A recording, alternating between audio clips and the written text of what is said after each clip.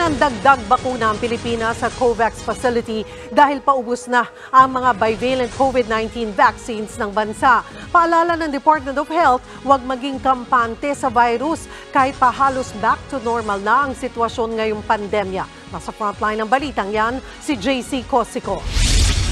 Paubos na ang mga bivalent COVID-19 vaccines sa Pilipinas. Ito yung mga bakunang epektibo sa orihinal na COVID-19 strain at sa Omicron variant. 269,000 o 69% ng mga bakunang donasyon mula Lithuania ang naiturok na. Malaki talaga yung kakulangan, hindi na tayo makakabili.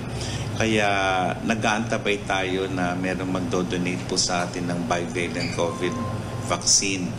2 milyong bagong bivalent shots ang hiniling ng Department of Health sa COVAX facility. Inaasahan darating ang mga ito sa bansa ngayong taon. Magiging critical yan sa bakunahan, lalo't kasama na sa mga binabakunahan ng bivalent vaccine ang mga nasa health sector, mga senior citizen at mga immunocompromised. Doon sa hindi pa nababakunahan, baka maubos na po. So kailangan ay magpalista na po kayo at pumila sapagkat pag naubos po yun ay wala.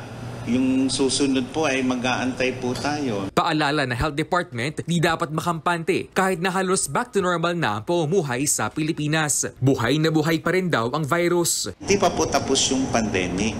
Bagamat inalis na po yung Public Health Emergency of International Concern at sa ating bansa, yung Public Health Emergency, hindi po ibig sabihin yan ay hindi na tayo mananatiling vigilant.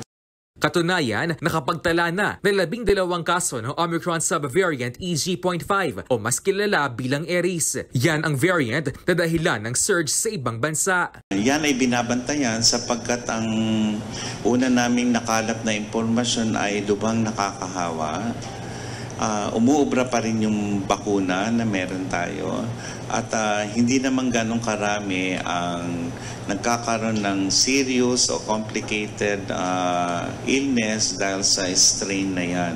Pati nga daw ibang mga ospital, hindi pa rin inaalis sa kanilang COVID-19 wards. Naka-ready pa rin sila. Wala silang tinatanggal na provision for COVID-19 admissions. Sapagkat alam nila na masyado pang maaga para magtiklop ng mga COVID wards. Nagbabalita mula sa Frontline, JC Cosico, News 5. Mga kapatid, Cheryl Cosing po, huwag maging huli at maging una sa lahat para sa tuloy-tuloy na balitaan at karagdagang impormasyon sa mga napapanahong issue ng lipunan. Tumutok lamang at mag-subscribe sa social media pages ng News 5.